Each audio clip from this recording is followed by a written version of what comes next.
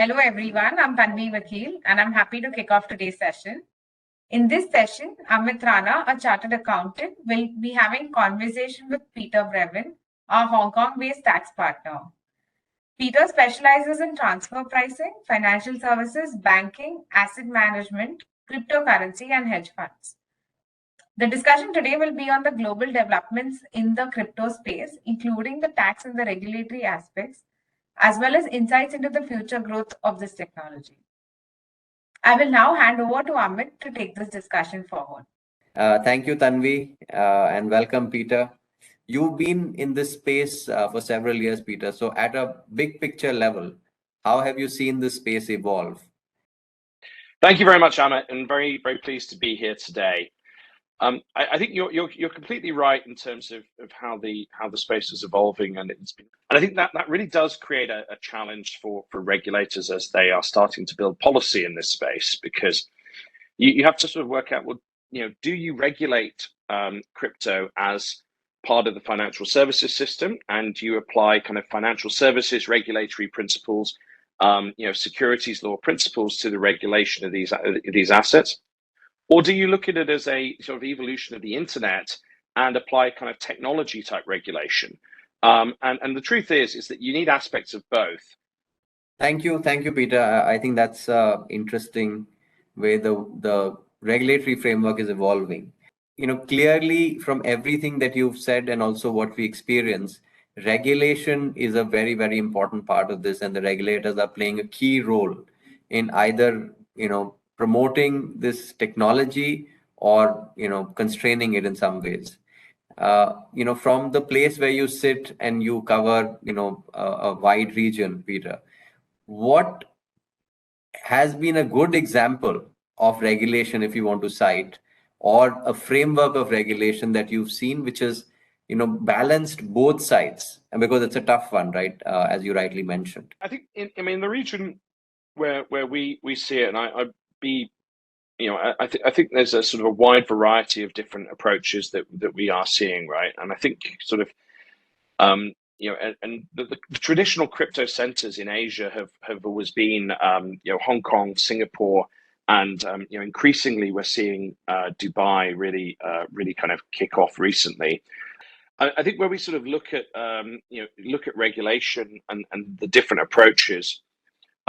I would look at Hong Kong as being a market which has taken a very much a securities law regulatory approach, and they very much sort of approach crypto regulation from the starting point of regulating this is sort of in a way which is equivalent to the way in which the securities industry is regulated, and the same regulator, the SFC, has sort of responsibility, and a lot of the principles are really sort of transferred over.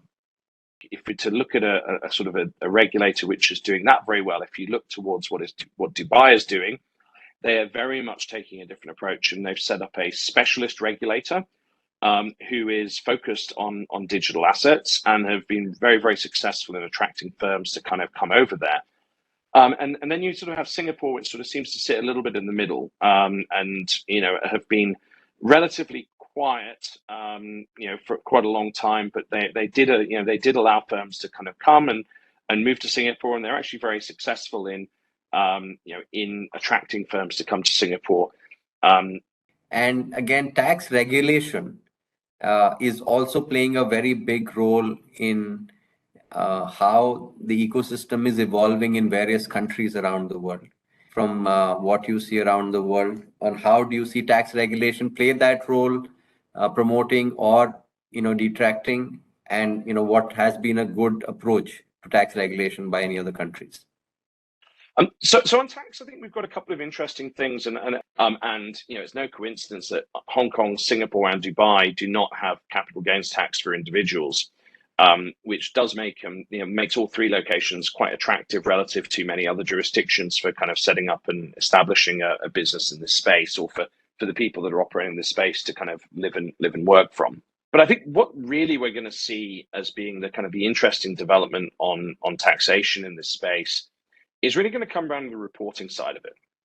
And I think this is critical, right? Because on the one hand, transactions on blockchains and digital assets should be a dream for tax authorities, because they actually get far more visibility on transaction level data than they ever would do in the real economy.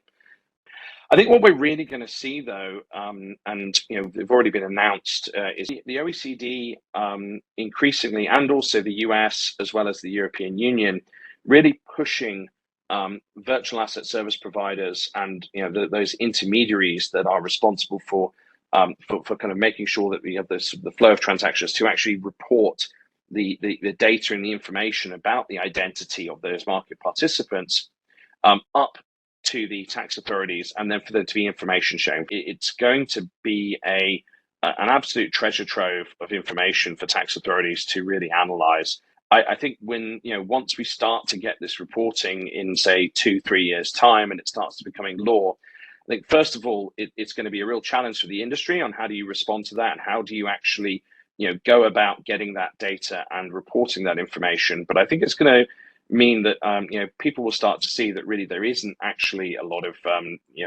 or tax avoidance and tax evasion in the crypto space is going to become nigh on impossible given the amount of transaction reporting data that already exists.